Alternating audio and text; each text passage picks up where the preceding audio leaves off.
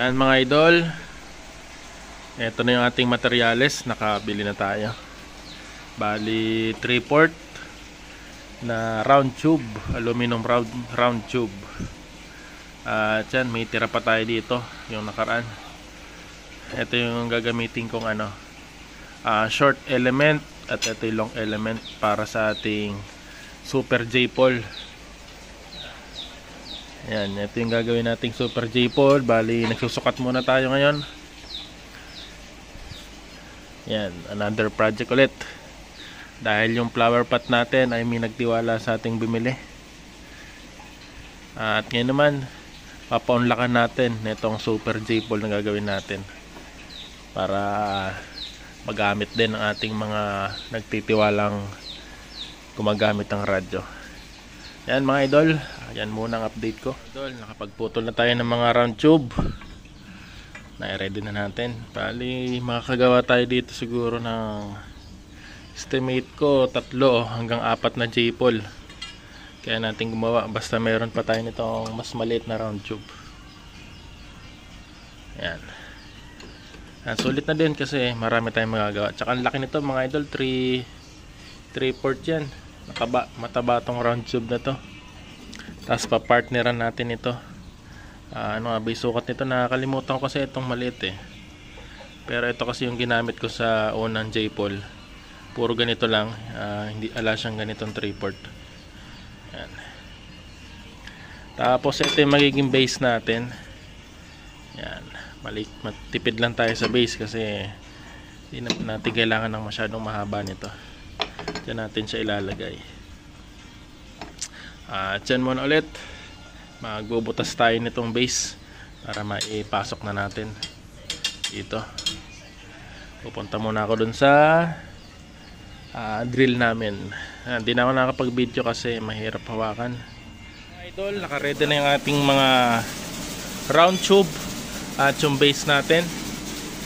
Dito tayo magbubutas ng ating round tube. So meron tayo dito yung malaki na para sa 3/4. Maliit pa nga to mga idol eh, pero gagawa ko na lang ng paraan. Konting adjust na lang gagawin ko dito. Ayan. Tapos ito yung isa mga idol. Ayan, para dito sa mas maliit natin. Ayan.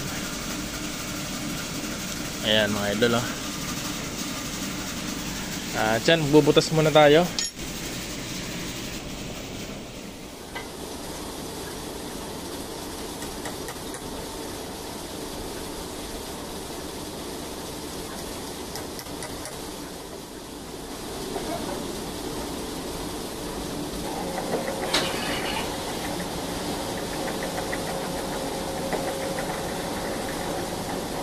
Bali,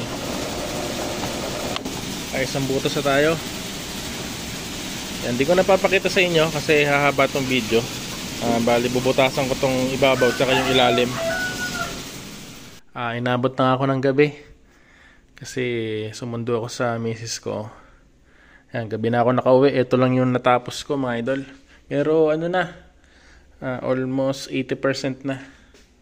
Yan, ilagay na natin yung base. Yan, i-rivet na rin natin yan.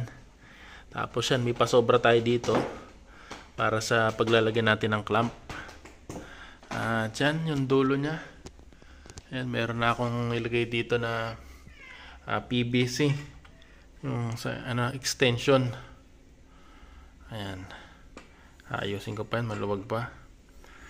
Dyan tayo maglalagay ng super J-pole. Yan, dulong yan. Dyan mga idol oh. Almost 80% na. Malapit na matapos. Yan, sobrang tibay nga. Halos ito yung J-pole na pinakamalinis na nagawa ko. Ayan, meron na rin tayo ditong ano yung tawag dito mga idol. Ayan, comment nyo kung ano tawag dyan. Stopper ba? Pa-comment na lang sa comment section. Dyan yung dulo natin. Dito tayo magka-clamp, pero lalagyan natin ng insulator yan bukas. Dyan, meron na rin tayo ditong hose clamp. Dyan natin lalagay yung coax natin. Tapos ito kasi malaki mga idol oh. 3/4 yung nabili kong hose clamp. ay maliit para lang dito sa ano natin, sa reflector. Ano tawag dito? Yung half wave. Yan. Dyan bukas, ayusin din natin yan. Lalagyan natin ng ano yan, epoxy para hindi pasukin ng tubig. Dyan yung ilalim mga idol. Medyo sumablay lang ako dito sa isang to kasi yung nagamit ko palang drill bit ay pang concrete. Huli ko na nang nalaman at huli ko na rin napalitan, kaya hindi ko masyado na perfect. Pero dito sa ibabaw mga idol, yan perfect yung pakabilog dyan. Yan, kabilaan yan, dito may stopper din. Dyan muna mga idol, bukas ulit patuloy ko to.